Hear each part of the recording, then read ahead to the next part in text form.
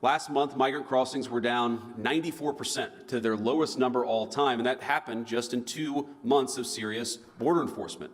Thanks to President Trump's leadership, last month, for the first time in over a year, the majority of job gains went to American citizens born on U.S. soil, and that's important. For the first time in over a year, the majority of job creation actually went to American citizens. The third, this administration is focused on reducing our input costs for our manufacturers and for everybody else.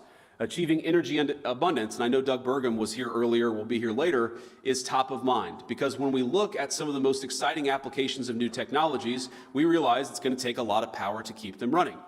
And we're thrilled to have our friends from the United Arab Emirates, a number of the business leaders and government leaders in town this week for meetings with our government. And one of the things they consistently hammer upon is something that unfortunately too few of our European allies tend to get, is that if you want to lead in artificial intelligence, you have got to be leading in energy production. So we are going to set the pace there, and we are going to lead from the front. Now, we are already seeing, the good news is, signs of progress, even just a couple of months in. Gas and diesel prices are dropping, the cost of a barrel of U.S. crude is way down, and last Wednesday, the administration took major steps to make energy even cheaper and liberate our companies from stifling environmental regulations. Now, that is great, but of course, there's a lot more work we have to do over the next 4 years. Getting the tax bill right is especially critical for all of you and for all of your workers.